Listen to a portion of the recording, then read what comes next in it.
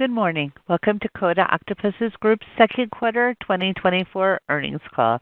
My name is Sherry, and I will be your operator today. Before this call, CODA Octopus issued its financial results for the second quarter 2024, ended April 30th, 2024, including a press release, a copy of which will be furnished in a report filed with the SEC. It will be available in the Investor Relations section of the company's website. Joining us on today's call from CODA Octopus are its Chair and CEO, Anne-Marie Gayle, its Interim CFO, Gail Jardine. Following their remarks, we will open up the call for questions. Before we begin, Jeff Turner will make a brief introductory statement. Mr. Turner, please proceed. Thank you, operator. Good morning, everyone, and welcome to CODA Octopus second quarter fiscal 2024 earnings conference call. Before management begins their formal remarks, we would like to remind everyone that some statements we're making today may be considered forward-looking statements under securities law and involve a number of risks and uncertainties.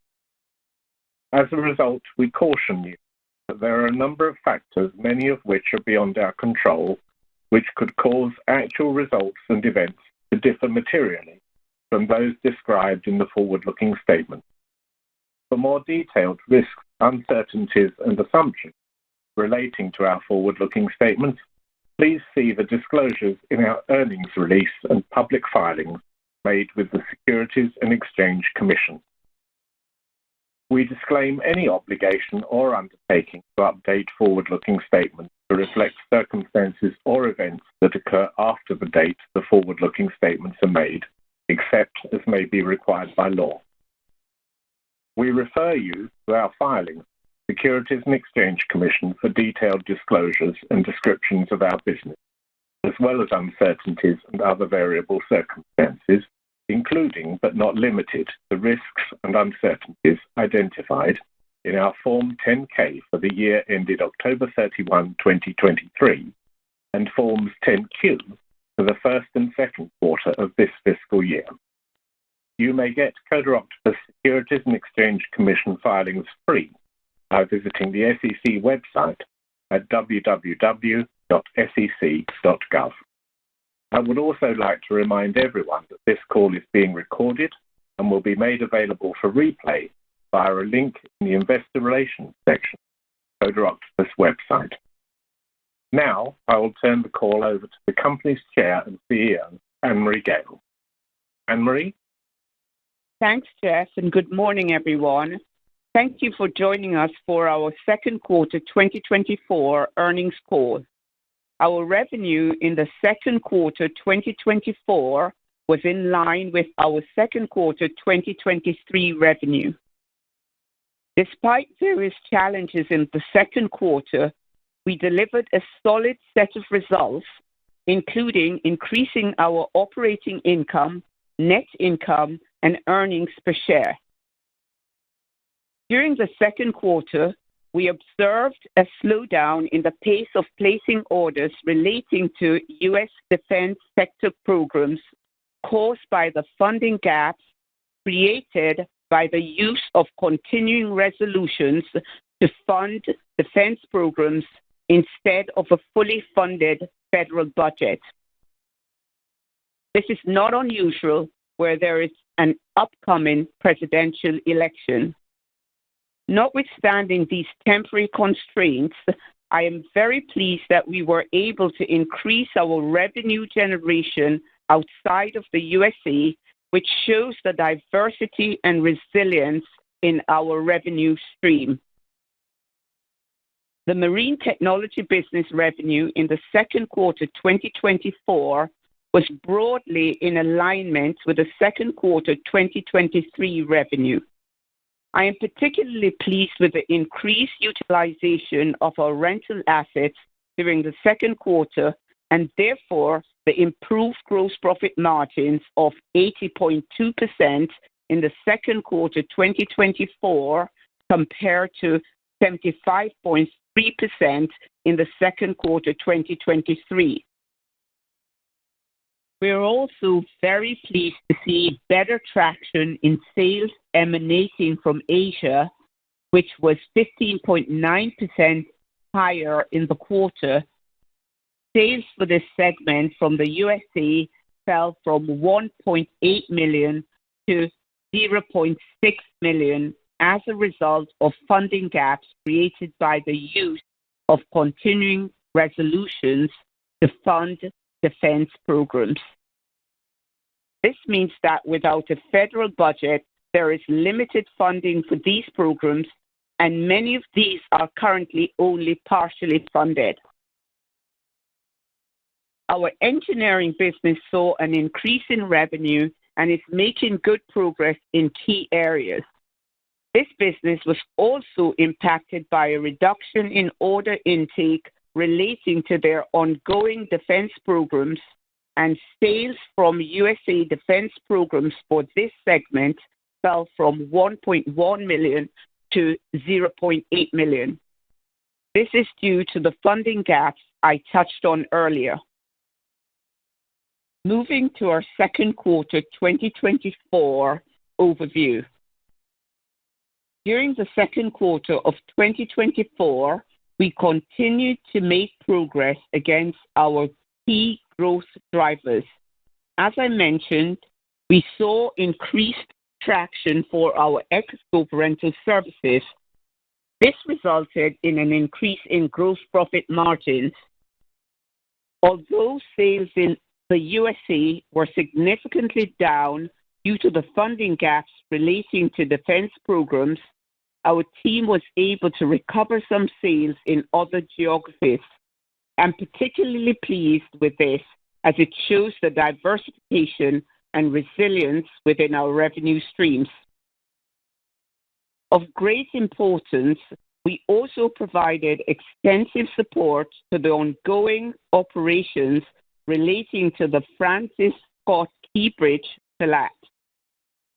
The circumstances surrounding the collapse were tragic, and we are pleased that we could have assisted in some small way.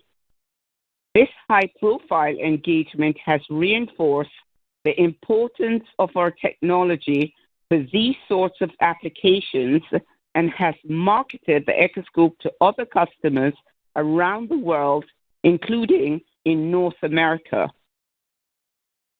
The Echoscope technology has been the primary sensor used for a broad scope of activities relating to recovery, salvage, and real-time inspection.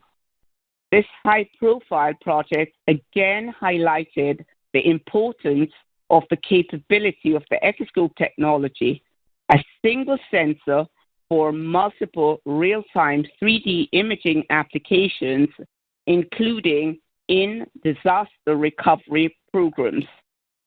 Over the years, the Echoscope has been used globally in many disaster recovery programs, including in South Korea, Japan, and Europe.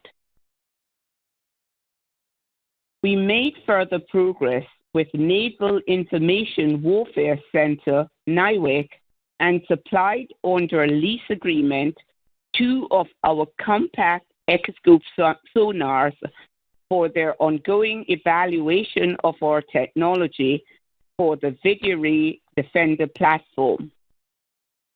We also continue to work with an allied foreign navy which has selected the Viduri platform on integrating our Echoscope on their vehicles, and we have begun to provide training on the Echoscope to their personnel. This is a good indication that the Echoscope technology is included in their sensor selection program. We also made progress on the ship hull scanning program, which we have been pursuing with our Navy customers, and in the second quarter, we completed successful trials. This ship hull scanning platform, which we delivered to the Navy in our third quarter of 2023, includes both the Echoscope and DAVD capabilities. This is an important step forward under this program, which has been executed over a 3-year period and for which we received $1 million in funding over this period. We're not aware of any effective solutions in the market for ship hull scanning, and if the company's developed solution is accepted by the Navy as meeting the requirements of this program, this could be significant for our business. Furthermore, there are many different Navy commands that are interested in the solution we have put forward. We also continue to make progress in the adoption of the DAVD tethered system, and in the second quarter, we partnered with a U.S. service provider to complete a tunnel inspection project using the DAVD system and our echoscope. We believe this was a resounding success as we were able to show the effectiveness of the DAVD and echoscope solution to these applications, particularly the return on investment for customers and the superior deliverables achievable with this solution. We're discussing adoption of the technology with this U.S. commercial service provider. We also made good progress in advancing the DAVD untethered system customization and hardening program and received partial funding of $250,000. We anticipate the remaining $1 million will be released as the budgetary constraints mentioned earlier are removed. Despite this, the program of hardening the DAVD untethered system is proceeding, and we are doing everything within our remit to move this program to a successful conclusion for the company and its shareholders. We continue to believe that this is the biggest opportunity for the DAVD technology. Our newly launched AI-based digital audio underwater communication system has been undergoing Navy evaluation. We have now received overridingly positive feedback on the technology. From a survey conducted by the Navy of its divers involved in this evaluation, 100% of those involved believe that this product increased their diving capability and level of safety by providing clearer and crisper communications. They all said they would use the product on a mission if available and thought that it was superior to existing analog communication systems. We continue to make good progress with our goal of creating the conditions for returning the engineering business to its pre-COVID $10 million revenue profile. To achieve this, we will need to increase the number of new defense programs that we're supplying proprietary subassemblies into. We have now seen some new programs materializing, and I'm excited about this. In the second quarter, we received a partial award of $771,000 for production units for a new subassembly for an existing program of record, which is being upgraded due to obsolescence of some of the components. We had anticipated an initial award of $1.5 million under this program, but due to the funding gaps mentioned earlier, we received a partial award and expect the remainder when funding becomes available. We are excited about this program of upgrade as there are many existing systems in the field that will need to be upgraded with a new part which we have designed, and this will generate meaningful revenue on this program over time. We also received a new order for thermite mission computers, which relates to a new Navy program. This is for an initial pre-production quantity of 8 systems for a contract value of $280,000. We expect the larger production orders for this program in early 2025. Finally, we also continue to perform quality business development activities, including working with our newly appointed Business Development Focus Group in the U.S. We can already see the promise of the success of this engagement. Let me now turn the call over to our interim CFO, Gail Jardine, to take you through our financials before I provide my closing remarks. Thank you, Anne-Marie, and good morning, everyone. Let me take you through our second quarter 2024 financial results, starting with revenue. In the second quarter of 2024, we recorded total revenue of $5.32 million, compared to $5.30 million in the second quarter of 2023, an increase of 0.4%. The marine technology business, or products business, generated revenue of $3.52 million, compared to $3.58 million, a 1.6% decrease from the second quarter of 2023. Our marine engineering business, or services business, generated revenue of $1.8 million, compared to $1.7 million, an increase of 4.7% from the second quarter of 2023. As discussed earlier, our total consolidated revenue increased in the second quarter by 0.4%. Our engineering segment revenue increased in the second quarter, and the product segment saw an increase in rentals, rental-related support services, and an increase in sales outside of the U.S. region, including in our strategic market area of Asia, where outright sales increased by 15.9%. Sales from North America were down due to the reduction in the defense program funding for the reasons Anne-Marie explained earlier. Moving on to gross profit and margin. In the second quarter of 2024, we generated gross profit of $3.7 million, compared to $3.6 million in the second quarter of 2023. Consolidated gross margin was 70.2% versus 68.3% in the second quarter of last year.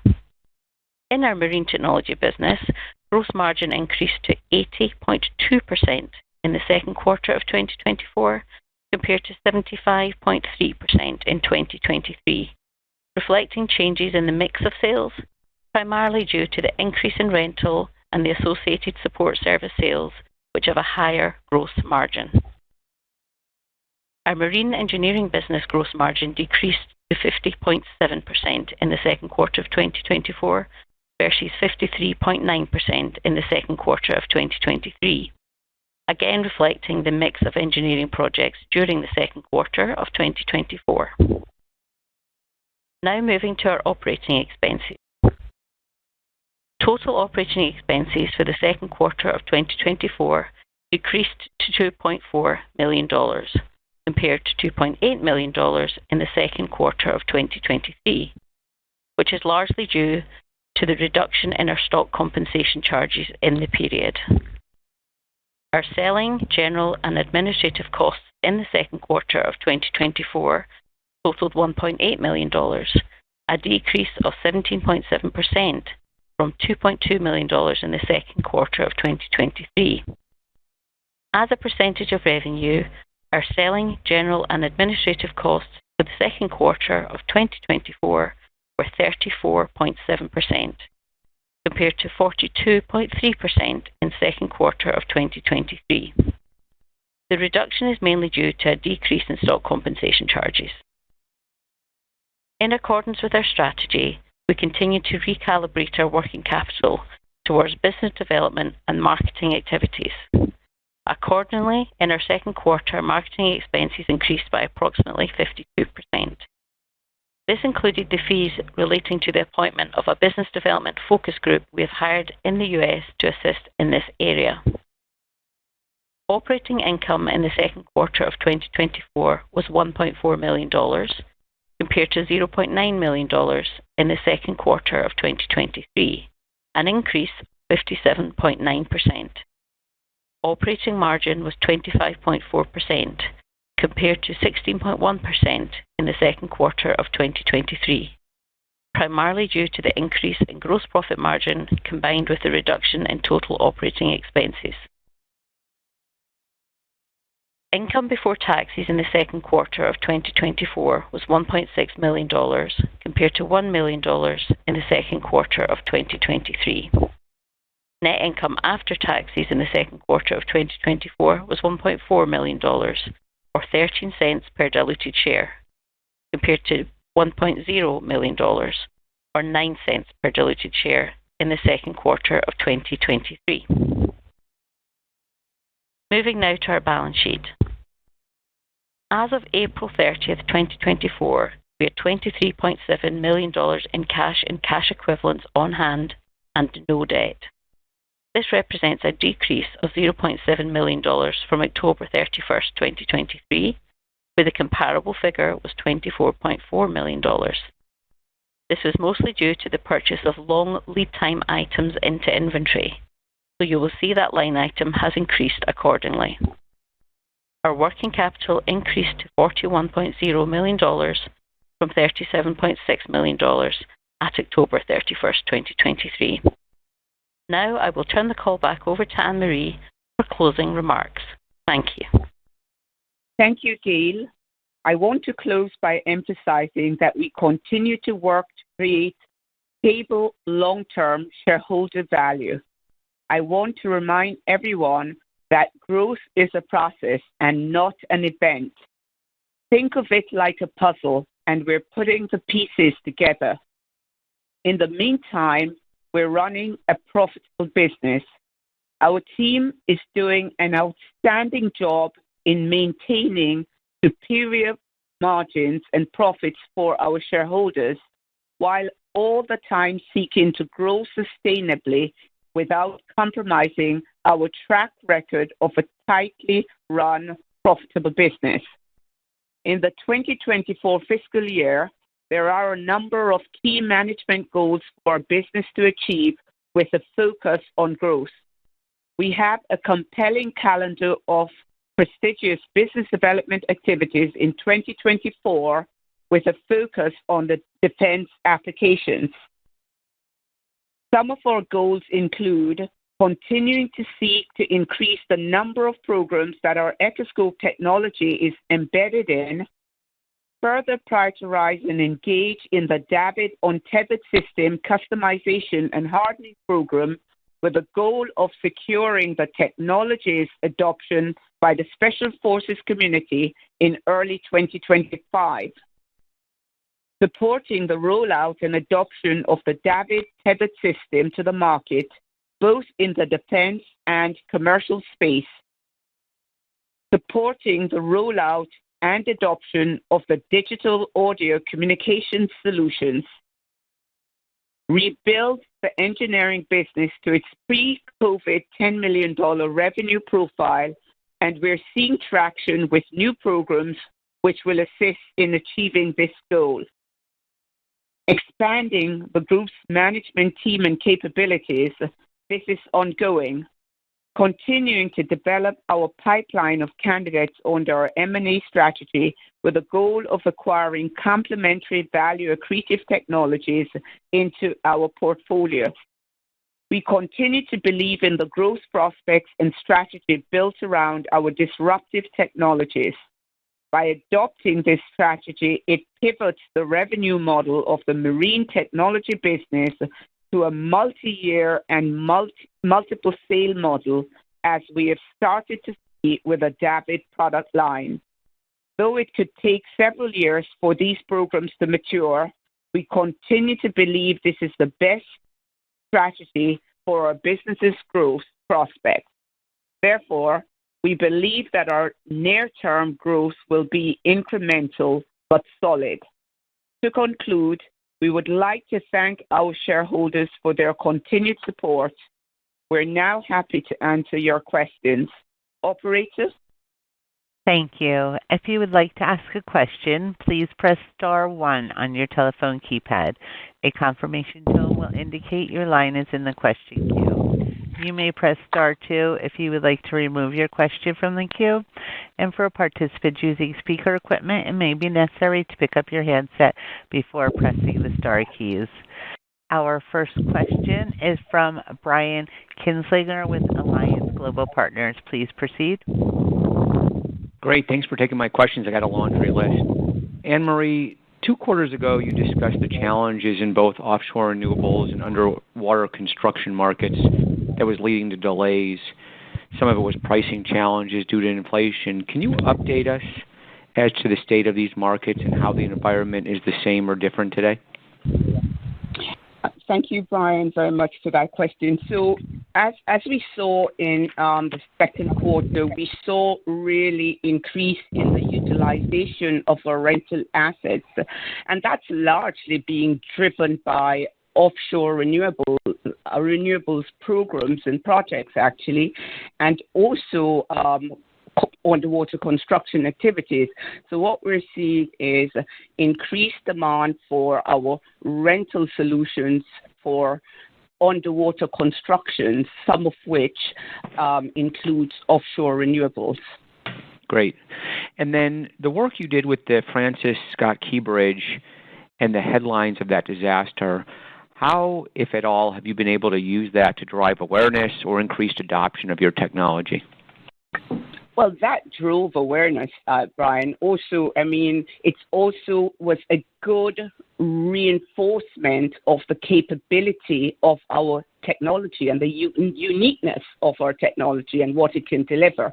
So that was really a good marketing awareness campaign for the business globally. And we've seen tractions coming from that exposure that we've had. So, all these things will take time to percolate into firm orders, but we certainly have had some new contacts from that event.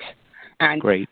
Including also, what I'd like to emphasize also, Brian, is that including some of the programs, the defense programs that we've been working on in the U.S., this is just reinforced really their finding and what they're doing and helping to galvanize outcomes on some of these programs.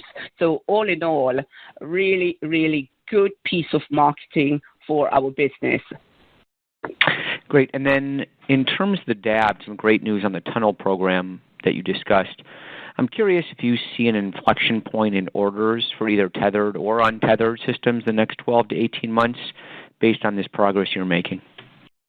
Oh, yeah. So certainly, let's take the tethered system, which, as you know, is in the market. It's on the approved Navy use items. And there what we are seeing is new commands putting in requests or requisitions for acquiring the technology.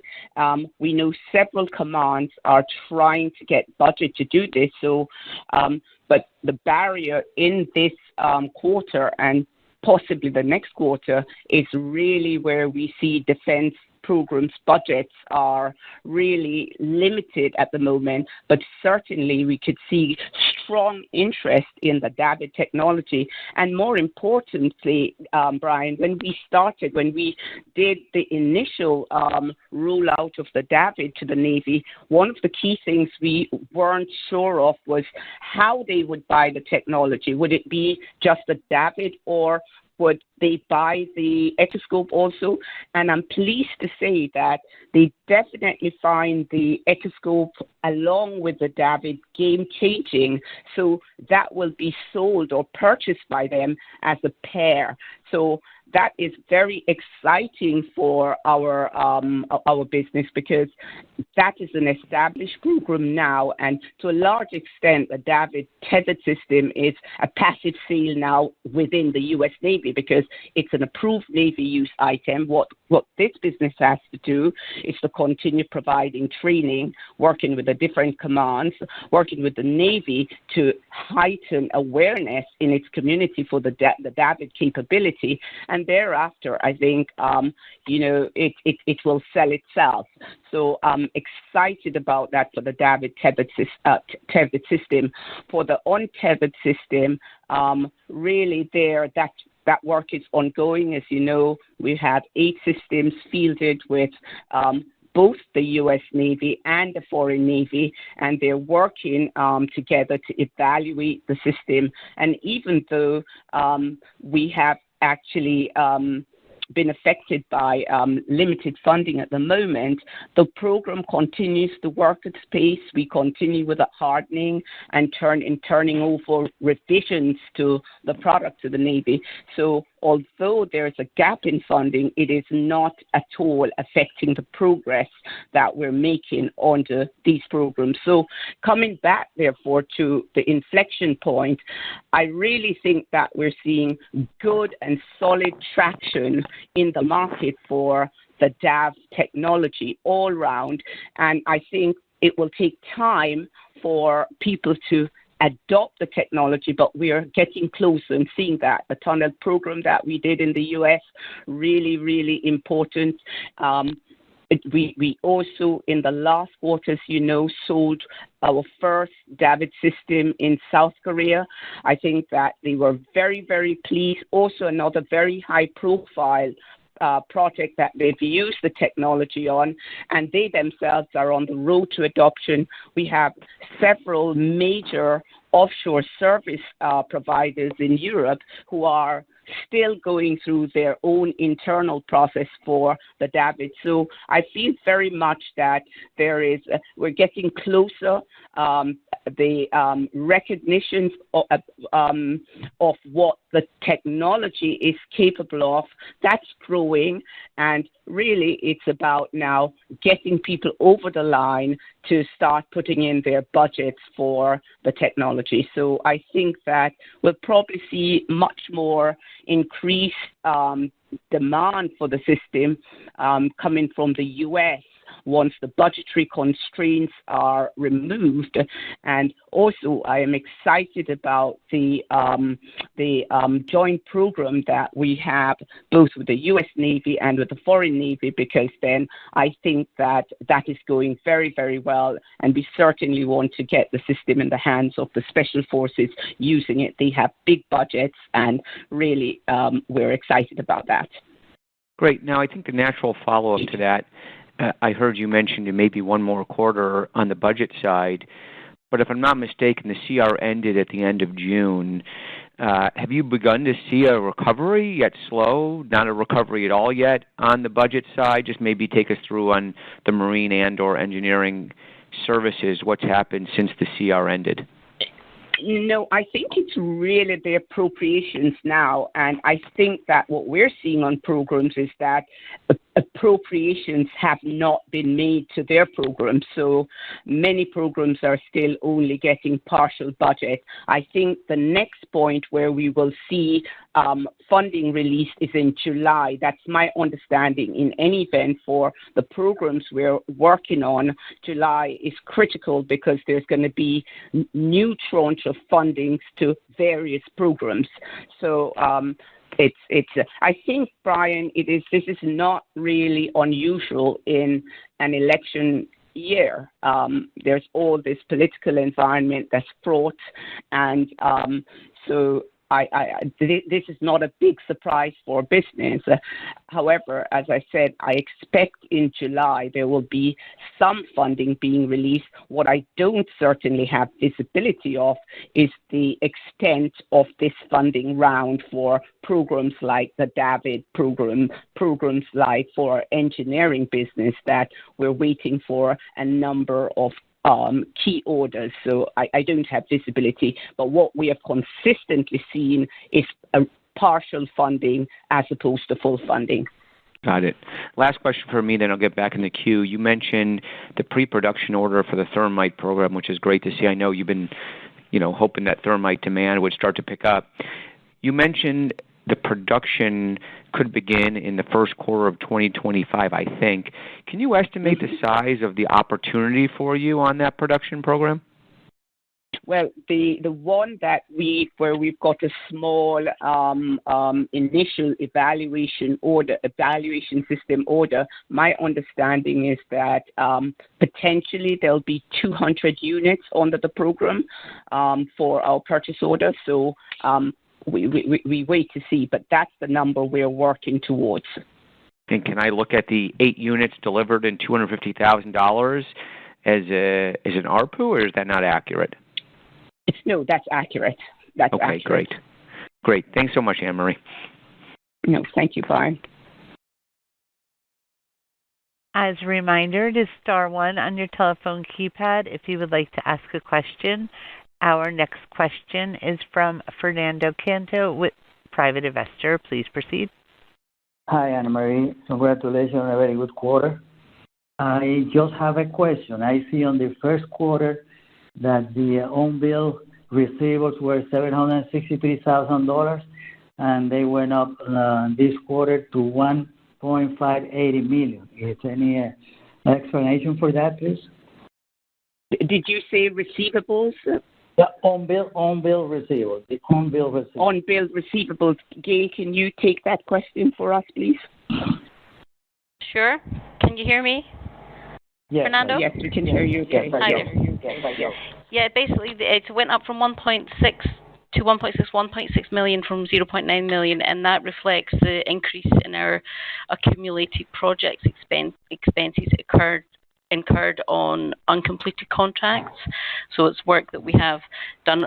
We've invested a lot of time and materials in some projects that haven't yet billed, so that's why they are on the balance sheet as contracts in progress or unbilled receivables.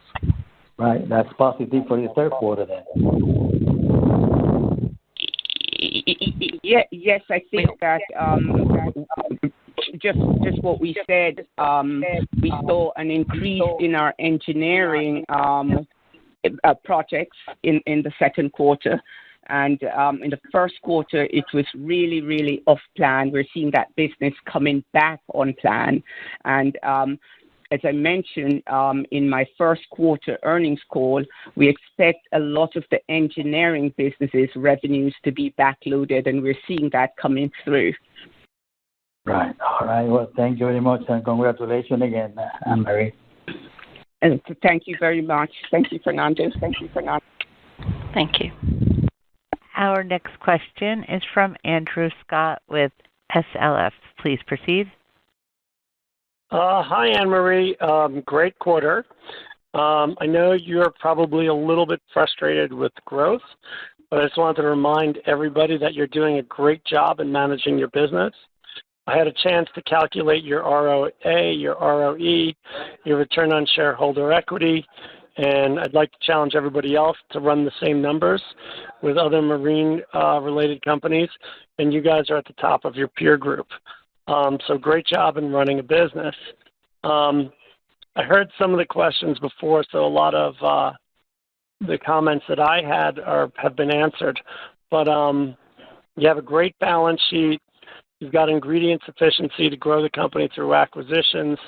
Are there any verticals, any markets that you're specifically looking at? But again, just great job in running the business. Very exciting. Thank you very much, Andrew. We're also very, very, thank you for that. I'm really excited about the business, and it is correct. I mean, it is, I think also what was, for me, very, very positive in the quarter is that, we saw challenges. It was a very, very challenging environment for defense programs, but the team was able to pivot and really make up revenues from other jurisdictions and geographies. And, Asia is up by 15.6%. I'm really excited about that because that is a key market for us. So also, we've launched our digital audio communication system. And whilst that's not a big ticket item. The market is considerable for that technology, and we now know the Navy is moving forward with that product. I'm also excited because then there's further diversification of our revenues, and it also is a good entry point because it's the same customer base for the David. So when we're talking to our customers about digital audio and they buy into that technology, cheap and cheerful at the bottom end, I mean, that is really the entry point to get them to think about the David. So I'm really excited about where we are with the business, and of course, deeply frustrated about the slowdown in government funding. But we're still, all the programs that we have, the defense programs, they're moving forward. And I am really, really excited about the prospects for the business in the long term. Yeah, that's a big deal. That diversified revenue model, you're shifting away from your traditional and you're diversifying different countries in your revenue group. I think that's a really overlooked fact, and I think that's really going to help your business going forward. Yeah, I think the next 12 months are going to be very exciting for CODA. Again, great job in running the business. I know the margins went up, your profits went up.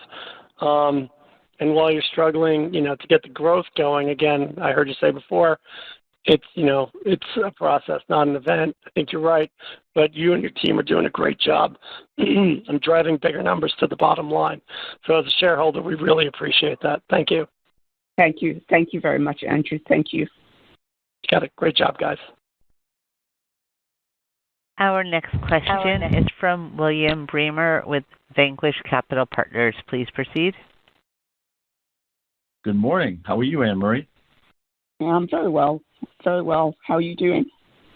Fantastic quarter, given many variables that are really that you really can't control with the budgets. Going back to Brian's commentary on the thermite, if my math is correct, the 200, that would equate to about a $7 million order. Is that correct? Over time. Wow, that's fantastic to hear. Fantastic. Also, I wanted you to give us just a little history. You have been utilizing AI for quite some time. Can you give us a little more granularity in terms of how many of your products you've embedded AI technology to? And you've been such an early adopter in this technology, going back, if I may be mistaken, probably at 4 or 5 years. Is that correct? Well, I think our first AI product was in, where are we now, 2024.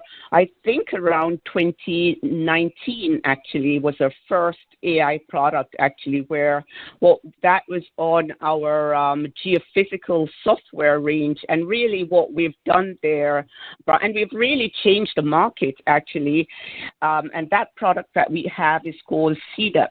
And what it really does, I mean, when you go for an oil and gas installation and collecting site scan data, really at the pre-development stage, really what you're looking at the sea bottom, you're saying what's on the seabed, how many boulders are there. Geophysicists can take quite a long time just tagging the boulders in the boulder field. And what we've done, we've absolutely used AI to automate that, and our boulder detection product will do, a geophysicist will probably spend 4 days on something that we have down to 2 hours. So that's the leading product in the market, actually, and we've then also pivoted now to our digital audio solution, where we're using AI technology mainly on the in a sort of helium environment for speech correction of the diver's speech. So when you're in sort of a helium environment, your voice gets all squeaky. So we really, using AI technology, been able to clean that up completely. Fantastic to hear. One thing I'd like you to consider, and I know how busy your team is with all the different end markets that you are addressing, and I really appreciate the commentary that you just made. Would you and your team be open to having an investor day, a portfolio management day, an analyst day, maybe down in Florida where you have a subsidiary, to showcase to the capital markets your underlying technology? I think that would help get the word out even better, that for some of us that have been invested in this company for over 5 years, to finally see it to come to fruition may be a nice offering. Just something for you and the... Great idea, Brian. Great idea. And we'll certainly look at that, but great idea. Thank you, but this is William. I appreciate it. Thank you, Anne-Marie.